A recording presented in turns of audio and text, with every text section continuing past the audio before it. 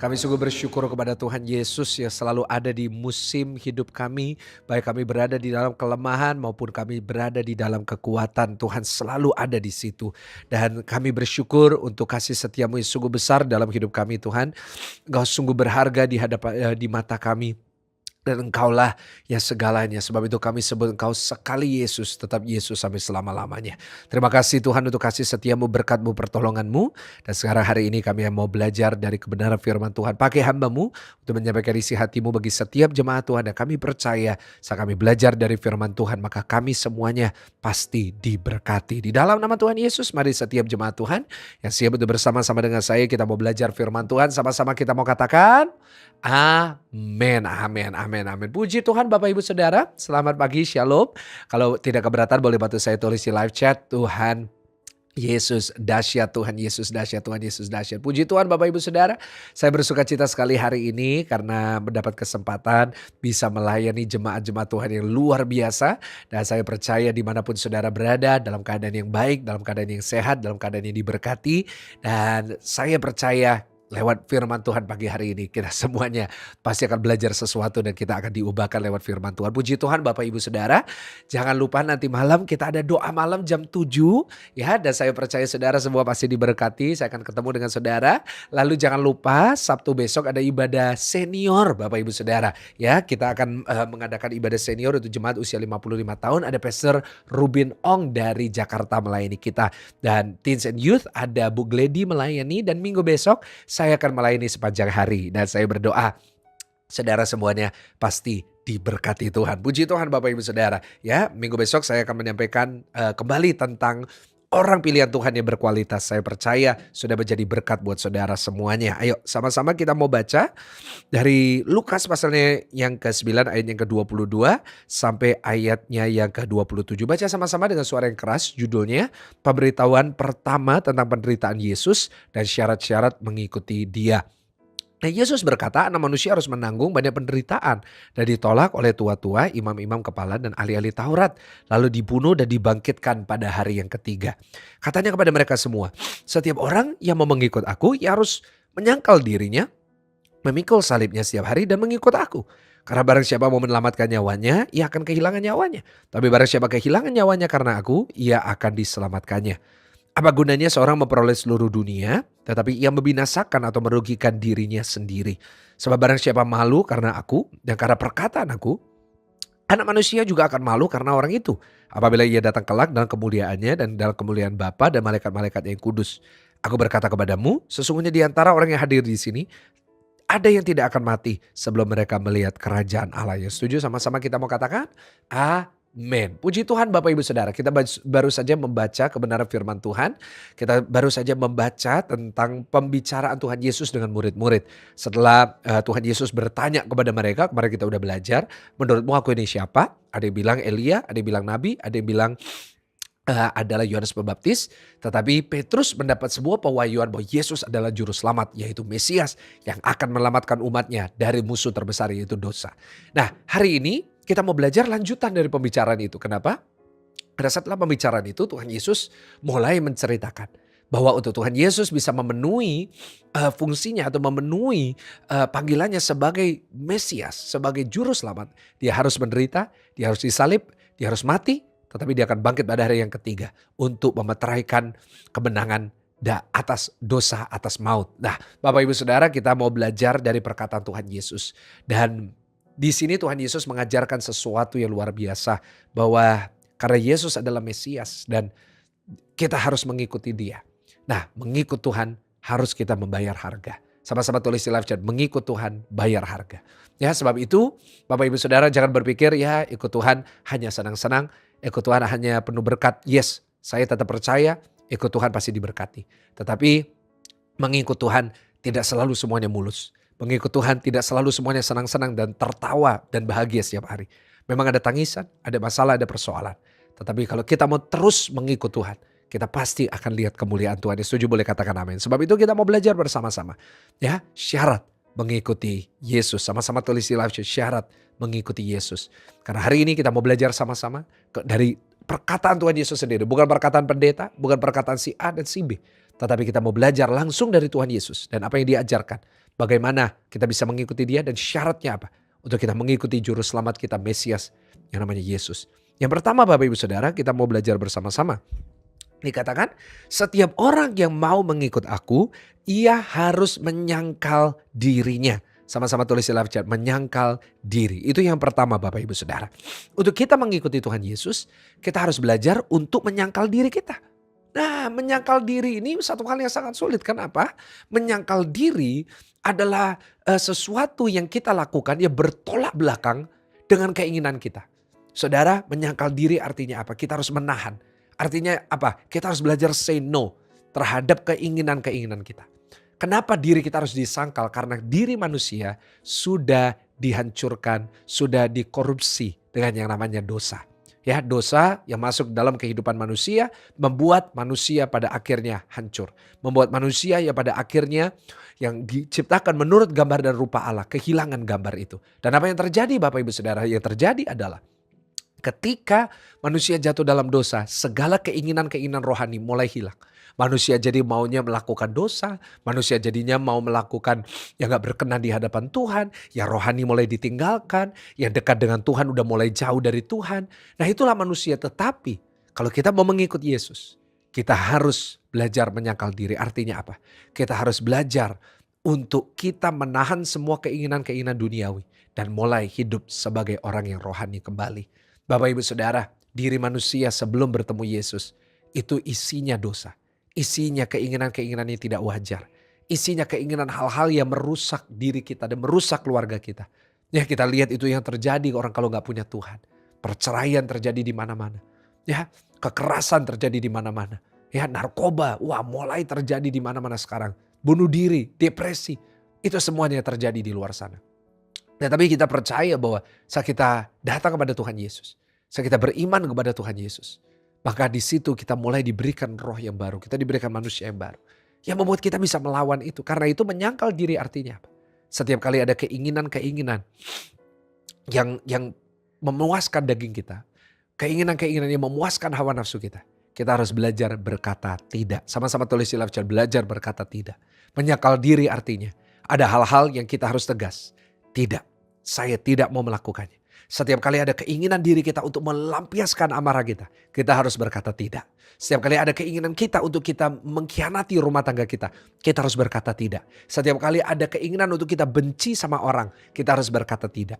Bapak Ibu Saudara, setiap kali mungkin ada keinginan dari kita untuk kita melakukan sesuatu yang gak adil terhadap orang. Kita curi uangnya orang, kita nipu uangnya orang. Dan mungkin ada kesempatan yang kita terima. Ada kesempatan yang kita dapatkan untuk saudara dan saya menjadi orang yang menipu uangnya orang.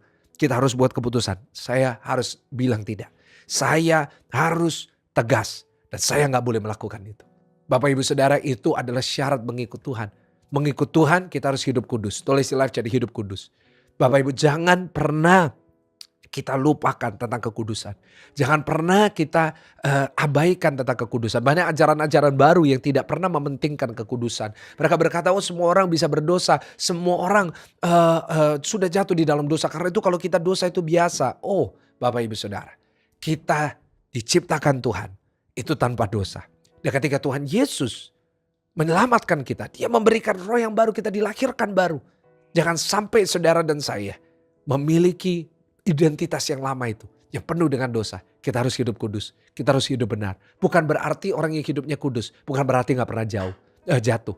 Tetapi ketika dia jatuh, dia kembali langsung berdiri. Dia langsung bangkit dan dia langsung kembali ke jalan yang benar.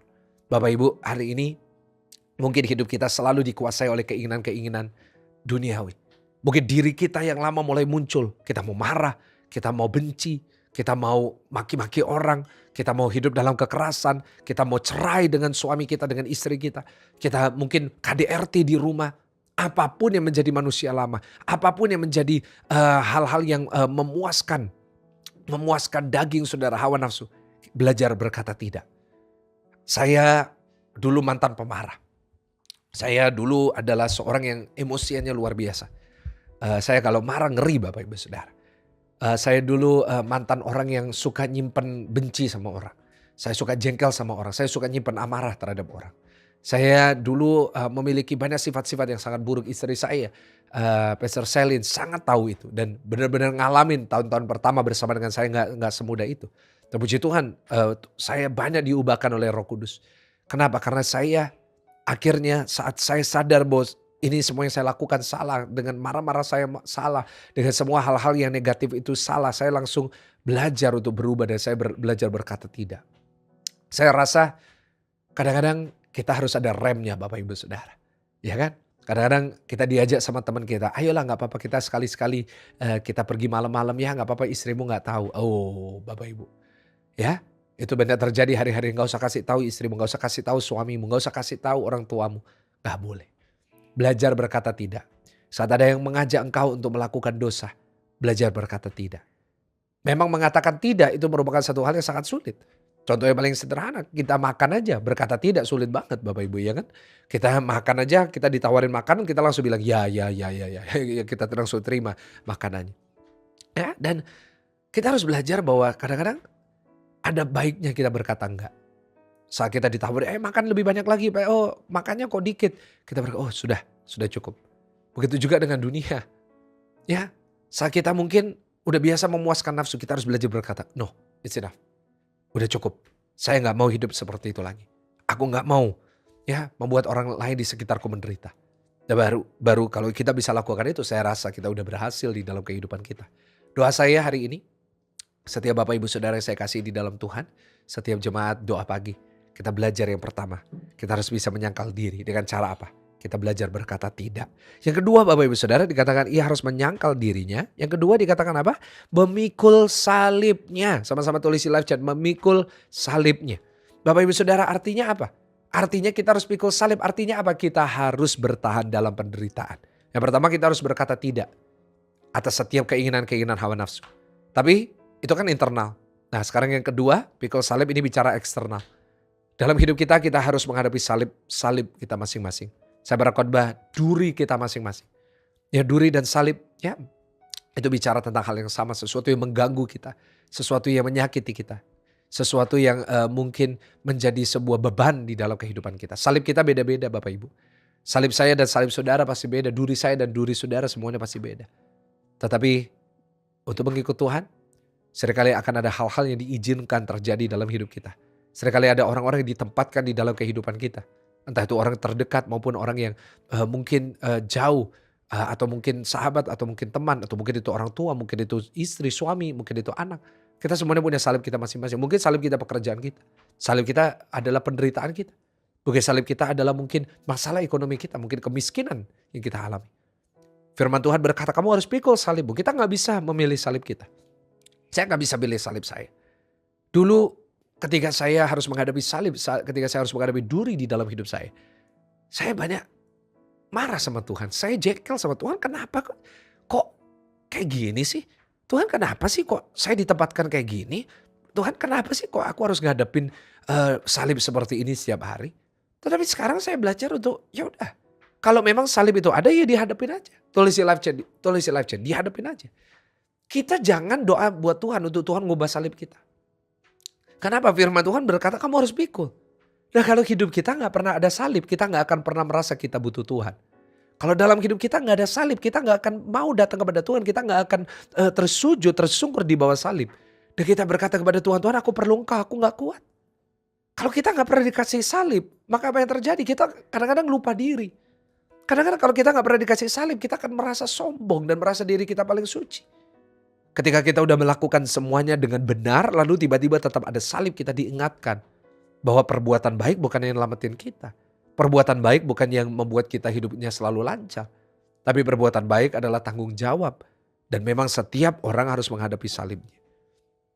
Kalau kita berharap mengikut Tuhan selalu senang, wah kita udah salah sangka Bapak Ibu Saudara. Ikut Tuhan, kita harus memikul salib kita. Kadang-kadang akan ada penderitaan. Kadang-kadang akan ada masalah, kadang-kadang akan ada tantangan. Kadang-kadang akan ada air mata, tetapi jangan lupa. Di balik setiap salib pasti ada kemuliaan. Sama-sama tulis di live chat, di balik salib ada kemuliaan. Kadang-kadang banyak orang berhenti di situ. Banyak orang berhenti, oh semua harus menderita. Orang Kristen harus menderita. Orang Kristen harus pikul salib. Orang Kristen harus tetap menghadapi masalah ini. No, ingat. Memang itu benar.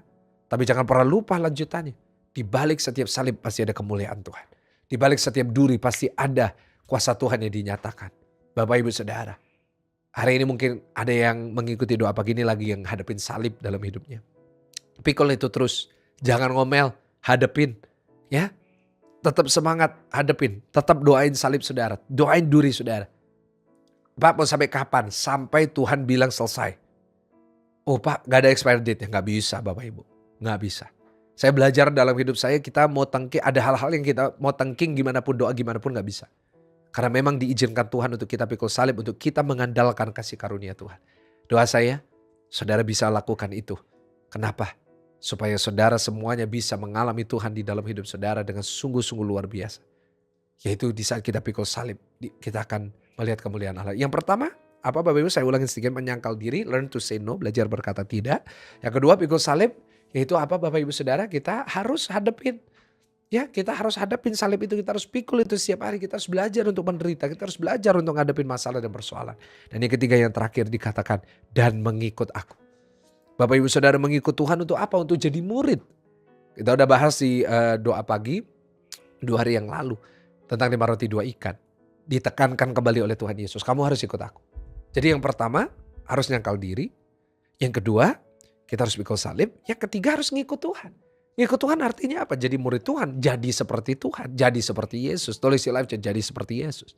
Kalau saudara mau mengikut Yesus, mau gak mau harus jadi seperti Yesus. Harus mengikuti jejak Yesus. Dalam hal pengampunan, dalam hal mengasihi, dalam hal melayani, dalam hal segala hal. Jadi kalau saudara perhatikan siapa Yesus, itu harusnya jadi diri kita. Yesus adalah cerminan hidup kita. Bapak Ibu Saudara, saya selalu berdoa di dalam hidup saya setiap hari makin seperti Yesus. Saya mau mengasihi seperti Yesus. Kadang-kadang bagi saya cukup sulit. Saya tahu bagi saudara sulit, bagi saya juga sulit. Untuk kita mengasihi orang seperti Yesus. Tuhan Yesus mengasihi semua orang. Orang yang mestinya gak layak dikasihi, dia kasihi. Saya lagi belajar untuk melakukan itu. Kadang-kadang sulit Bapak Ibu. Kadang-kadang daging berkata, aduh kok aku harus menghadapi orang-orang seperti ini. Tapi kita belajar bahwa saat kita mau melakukan itu, maka kita sudah mengikut Tuhan. Kenapa? Mengikut Tuhan bukan sekedar lihat keajaibannya. Bukan cuma sekedar mau nerima berkat. Enggak. Tapi kita mau jadi seperti Yesus. Saya ikuti mentor saya. Saya makin hari makin jadi seperti mentor saya. Saya mengikuti, mungkin saya mengidolakan satu orang. Kita makin lama mengikuti orang itu, makin hari makin jadi seperti orang itu. Saya masih ingat dulu, saya ngefans banget sama Michael Jackson. Saya dulu berusaha untuk jadi kayak Michael Jackson. Saya mau beli topi fedora Bapak Ibu Saudara, tapi muka saya gak cocok. Ya, tetapi kalau kita itu ngikutin seseorang, kita tuh mau jadi seperti orang itu. Dan makin hari lewat apa yang kita lakukan, kita makin jadi seperti dia. Hari ini saya mau mengikut Yesus. Dan itu adalah sebuah perjalanan hidup yang panjang. Gak ada yang bisa sempurna, tapi kita berusaha untuk disempurnakan. Dan saya berdoa lewat firman Tuhan hari ini kita kembali diingatkan. Untuk mengikut Yesus bukan cuma sekedar senang-senang, tapi pertama menyangkal diri, learn to say no. Pikul salib. Dan kita harus mengikuti jejak Tuhan, jadi seperti Yesus. Tundukkan kepala saudara. Hari ini kami ditegur lewat firman Tuhan. Kami mau menyangkal diri kami. Hari ini kami mau pikul salib kami. Tapi kami mohon kekuatan dari Tuhan untuk kami bisa lakukan itu. Dan kami mau mengikuti jejak Tuhan. Berkati jemaatmu, berkat dari Allah Bapa, Allah Putra, Allah Roh Kudus. Memberkati jemaat Tuhan mulai hari ini sampai selama-lamanya. Haleluya. Yang percaya dan sudah diberkati sama-sama katakan amin. Puji Tuhan Bapak Ibu Saudara, terima kasih sudah bergabung bersama-sama. God bless you. Tuhan Yesus memberkati saudara dan apapun yang saudara lakukan dibuat Tuhan berhasil. Ya, sampai ketemu di ibadah doa malam nanti malam jam 7 saya akan hadir. Dan jangan lupa juga kita akan bersama-sama beribadah. Doa pagi besok pagi jam 5. Tuhan Yesus memberkati saudara semua. Haleluya. Amin.